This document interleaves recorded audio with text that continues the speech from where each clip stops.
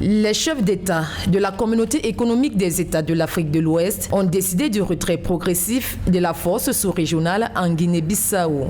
Une décision qui suscite l'inquiétude d'une frange de la classe politique qui ne fait pas confiance à son armée nationale. La CEDEAO est fatiguée de l'instabilité chronique dans ce pays. Ce qui est important aussi de noter qu'avec la pression de la CEDEAO pour le retour d'Oumarou Embargo Sissoko au pouvoir et le départ de Yahya Jammeh en Gambie, du transfert du pouvoir aux civils au Mali après le coup d'État intervenu en 2012, constituent des victoires diplomatiques de l'organisation ouest-africaine. Plongée dans un imbroglio politique à l'approche des élections présidentielles en 2012, la Communauté économique des États de l'Afrique de l'Ouest avait déployé une force d'interposition dans le pays. Environ 1 millier de soldats nigériens, sénégalais, burkinabés et togolais avaient pour mission d'assurer la sécurité et de protéger les édifices publics. Depuis 1974, année d'indépendance et de départ du colonisateur portugais, la Guinée-Bissau reste plongée dans une instabilité chronique, ponctuée des replis successifs de l'ordre constitutionnel. Le drame est que, en plus des tensions sécuritaires, la Guinée portugaise reste l'une des nations les plus pauvres du monde selon l'indice de développement humain publié en 2018 par les Nations Unies. Une armée déchirée par des questions d'ordre ethno-politique, une mission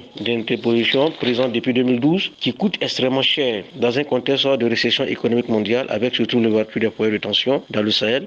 Rappelons que la dernière intervention des militaires dans l'arène politique remonte à 2012 lors du renversement du gouvernement de Carlos Gomes Jr. entre les deux tours de la présidentielle.